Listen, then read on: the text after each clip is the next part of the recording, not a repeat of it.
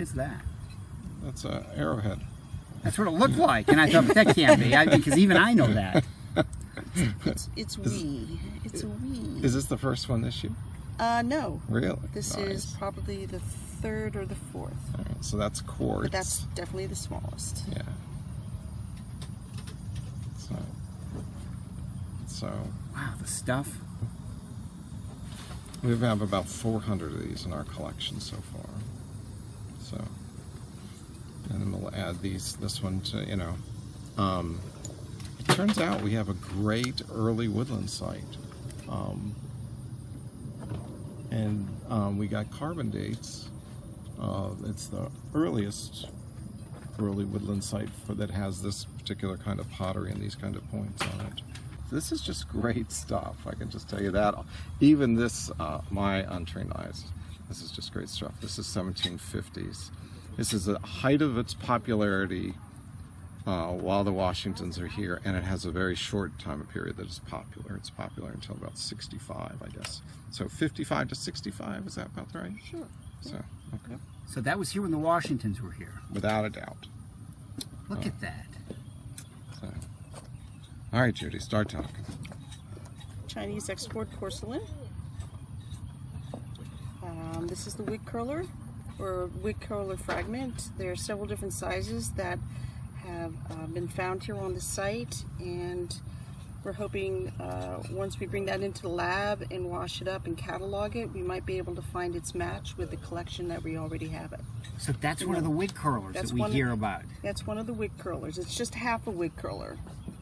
And this is a rather small one. It's a teeny one. It's a probably would have been about that big. I don't know how good your camera is, but... Hey. So there's the WB, right? On the end. Oh. So, Probably is there a crown on top?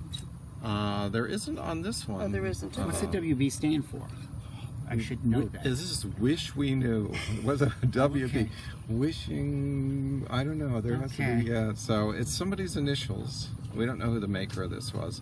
Almost all of these are made by the same person. And almost all the wig curlers in North America are made by the same person. Okay. So there's a guy probably in England who's making a lot of these. All right, so you're going through, this is just from the dirt that you're screening. Yep. So lots of 18th century ceramics and glassware with some 19th century materials, lots of architectural materials, like especially a lot of wrought nails are coming up in this area.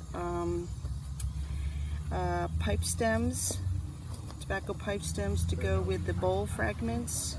They've got a couple here. Here's the spur of a bowl, and there maybe they mend. I'm not sure if they mend or not. Lots of window glass, crown cylinder window glass. We've got bottle glass, wine bottle glass. We also have quite a lot of prehistoric artifacts showing up in this area. We have projectile points. We have lithics, flakes, fire-cracked rock, shatter, cores, tools, oyster shells, of course. Always oyster shells. So then all of this gets cataloged and put in with everything else you've collected here. that's right. And then eventually we'll make maps showing how many of each kind of artifact occurred in each square. And so we'll identify places where these things cluster, these things hang out together, or places where this pottery sort of hangs out, where it's being used, where it's being broken, where it's being thrown away.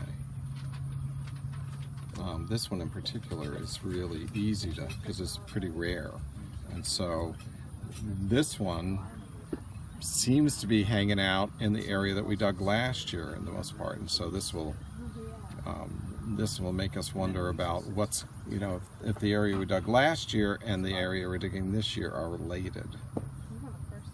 So It'd be great if we got some crossmends between what we're finding here and what they found last year. So Judy and Elise have been working on mending back vessels, and they can occasionally find a piece and say, "Oh, I know which vessel that goes to." Wow! And because they've been staring at these vessels for a long time, trying to put them back together. So when we were digging around the house in the midden yard, we would find thousands and thousands of things, but the funny thing is, as we sort of started working in the work yard, we'd sort of gotten used to the idea that the midden there was a lot in there, and that there wasn't a lot over here. Well, that turns out that's not really true. When you look at the map predictions, it shows that that's in our brains. We were used to finding so much stuff in the midden that we assume that we're not finding anything anymore, but we're actually finding quite a bit of stuff. What is that? That's an arrowhead. That's what it looked like, and I thought, but that can't be, because even I know that. It's wee. It's a wee. Is this the first one this year? No. Really? This Nice. is probably the third or the fourth. All right, so that's quartz. But that's definitely the smallest. Yeah. So. Wow, the stuff. We have about 400 of these in our collection so far. So. And then we'll add this one to, it turns out we have a great early woodland site. We got carbon dates. It's the earliest early woodland site that has this particular kind of pottery and these kind of points on it.